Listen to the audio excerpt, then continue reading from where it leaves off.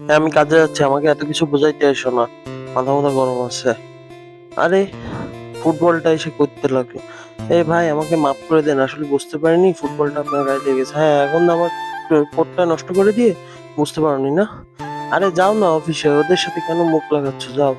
ভাই তুই আবার আমাকে শিখাইতে আসছিস, ভাই ছাড়ে দেন না, বলই তো লাগছে।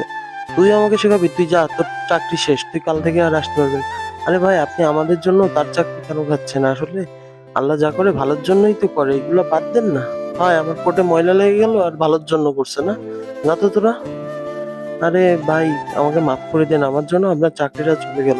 আরে ভাই, আপনি মাফ চাচ্ছেন কেন? আপনি তো এখনই বললেন আল্লাহ যা করে ভালোর জন্য করে, তো যা হোক দেখা যাবে কি হয়, আপনারা যান। আরে এটা কি হলো? আমার তো দেখি একটু সাইডে লাগাই, নেচার কলে একটু সাড়া দিতে হবে।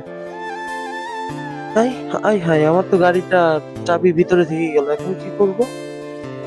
কিন্তু তার আগে বলে যাও, তোমাদের কাছে কোনটা সব থেকে বেশি দামি, 1 বস্তা টাকা নাকি মা বাবার প্রতি ভালোবাসা? যদি মা বাবাকে ভালোবেসে থাকো, অবশ্যই লাইক করে সাবস্ক্রাইব করে দিবে চ্যানেলটা, আর যদি না করো তাহলে বাবু ভালোবাসো না।